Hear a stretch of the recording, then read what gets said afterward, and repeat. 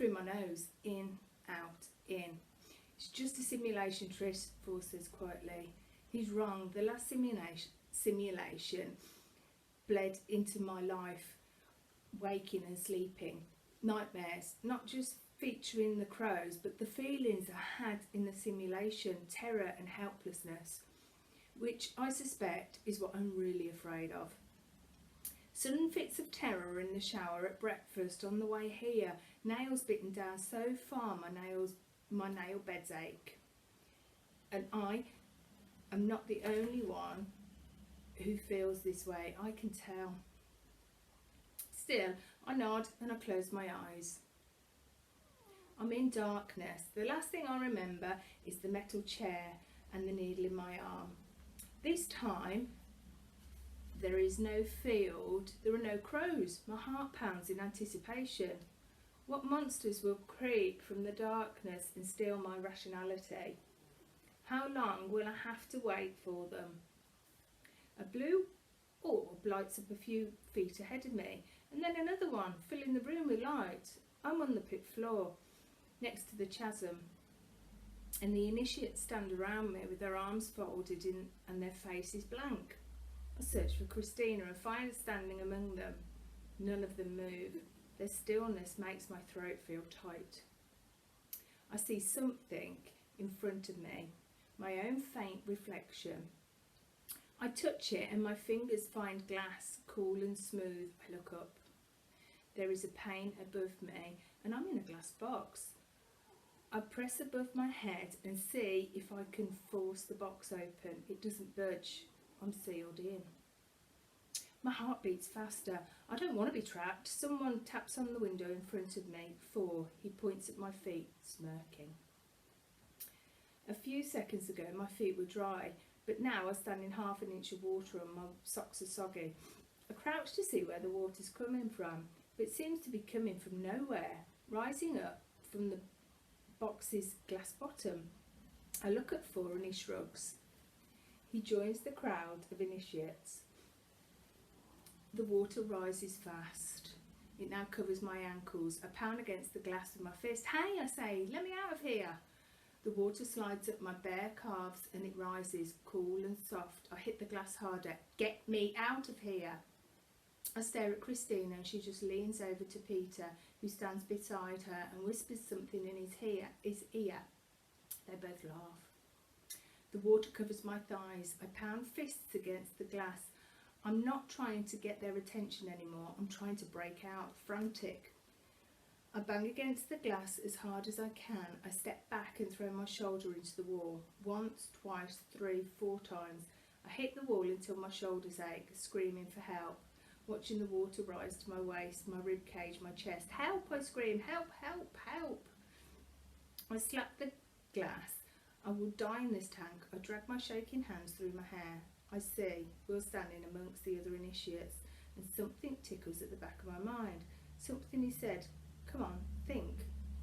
I stop trying to break the glass. It's hard to breathe, but I have to try. I'll need as much air as I can get in the next few seconds.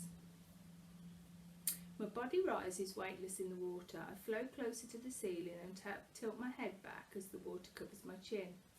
Gasping, I press my face in the glass above me, sucking in as much air as I can. The water covers me, sealing the box. Don't panic. It's no use. My heart pounds and my thoughts scatter. I thrash in the water, smacking the walls. I kick the glass as hard as I can, but the water slows down my foot. The simulation is all in my head. I scream and the water fills my mouth. If it's in my head, I can control it. The water burns my eyes. The initiates' passive faces stare back at me. They don't care. I scream again and shove the ball with my palm. I hear something, a cracking sound. When I pull my hand away, there is a line in the glass. I slam my other hand next to the first and drive another crack through the glass. This one spreading outward from my palm in long, crooked fingers. My chest burns like I've just swallowed fire. I kick the wall, my toes ache from the impact, and I hear a long, low groan. The pain shatters. And the force of water against my back throws me forward. There is air again. I gasp and sit up. I'm in the chair. I gulp and shake out my hands. Force stands to my right, but instead of helping me up, he just looks at me. What? I ask. How did you do that? Do what? Crack the glass. I don't know. Paul finally offers me his hand. I swing my legs over to the side of the chair, and then when I stand, I feel steady, calm. He sighs and grabs me by the elbow, half leaning and half dragging me out of the room. We walk quickly down the hallway, then I stop, pulling my arm back. He stares at me in silence. He won't give me the information without prompting. What? I demand. You're divergent, he replies. I stare at him, fear pulsing through me like electricity. He knows. How does he know? I must have slipped up, said something wrong. I should act casual. I lean back, pressing my shoulders to the wall, and say, What's divergent? Don't play stupid, he says. I suspected it the last time. The last time it's obvious. You manipulated the simulation. You're divergent. I'll delete the footage, but unless you want to wind up dead and at the bottom of the chasm, you'll figure out how to hide it during the simulations. Now, if you'll excuse me. He walks back to the simulation room and slams the door behind him. I feel my heartbeat in my throat. I manipulated the simulation. I broke the glass. I didn't know that was an act of divergent. How did he? I push myself away from the wall and start down the hallway. I need answers, and I know who has them. I walk straight to the tattoo place where I last saw Tori. There aren't many people out because it's mid-afternoon, and most of them are at work or school. There are 3 people in the tattoo place. The other tattoo artist, who is drawing a lion on another man's arm, and Tori, who is sorting through a stack of paper on the counter. She looks up when I walk in. Hello, Tris, she says. She glances at the other tattoo artist, who is too focused on what he's doing to notice us. Let's go in the back, she says. I follow her behind the curtain that separates the 2 rooms. The next room contains a few chairs, spare tattoo needles, ink, pads, paper, and framed artwork. Tori draws the curtain shut and sits in one of the chairs. I sit next to her, tapping my feet to give myself something to do. What's going on? She says. How are your simulations going? Really well, I nod a few times. A little too well, I hear. Ah. Please help me understand, I say quietly. What does it mean to be... I hesitate. I should not say the word divergent here. What the hell am I? What does it have to do with the simulations? Tori's demeanour changes. She leans back and crosses her arms. Her expression becomes guarded. Amongst other things, you're someone who is aware when they are in a simulation that what they are experiencing is not real, she says. Someone who can manipulate the simulation or even shut it down. And also, she leans forward and looks into my eyes, someone who, because you're also dauntless, tends to die. A weight settles on my chest, like every sentence she speaks is piling there. Tension builds inside me until I can't stand it in anymore. I have to cry or scream, or I let out a harsh little laugh that dies almost as it's born and say, so I'm going to die then? Not necessarily, she says. The dauntless leaders don't know about you yet. I deleted your aptitude test from the system immediately and manually logged your result as abnegation. But make no mistake, if they discover who you are, they will kill you. I stare at her in silence. She doesn't look crazy. She sounds steady, if a little urgent. I've never suspected her of being unbalanced, but she must be. There hasn't been a murder in our city as long as I've been alive. Even if individuals are capable of it, the leaders of a faction can't possibly be. You're paranoid, I say. Leaders of Dauntless won't kill me. People don't do that, not anymore. That's the point of all the factions. Oh, you think so?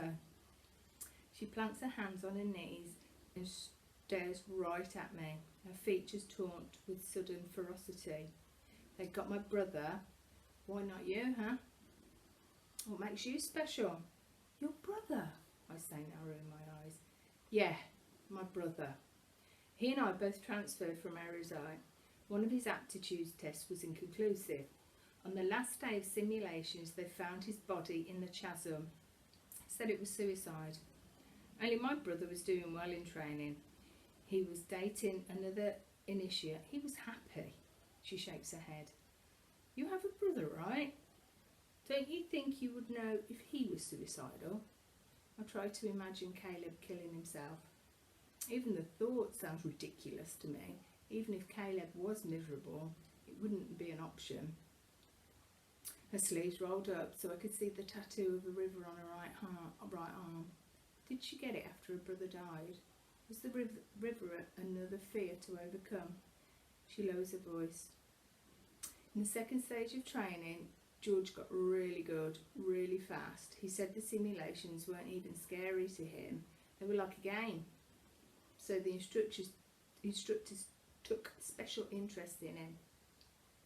Piled into the room when he went under, instead of just letting the instructor report his results, whispered about him all the time. The last day of simulations, one of the Dauntless leaders came in and to see it himself, and the next day Georgie was gone. I could be good at simulations if I mastered whatever force helped me to break the glass. I could be so good that all the instructors took notice. I could, but will I? Is that all it is, I say? Changing the simulations? I doubt it, she says, but that's all I know. How many people know about this, I say, thinking of 4, about manipulating the simulations? 2 kinds of people, she says. People who want you dead, or people who have experienced it themselves, first hand, or second hand, like me. Paul told me he'd delete the recording of me breaking the glass. He doesn't want me dead. Is he divergent? Was a family member, a friend, a girlfriend? I push the thought aside. I can't let him distract me. I don't understand, I say slowly, why the Dauntless leaders care that I manipulate the simulation. If I hadn't figured out, I would have told you that by now. She presses her lips together. The only thing I've come up with is that changing the simulation isn't what they care about. It's just a symptom of something else, something they do care about. Tori takes my hand and presses it between her palms. Think about this, she says. These people taught you how to use a gun. They taught you how to fight. You think above hurting you, above killing you. She releases my hand and stands. Have to go, or Bud will ask questions. Just be careful, Tris.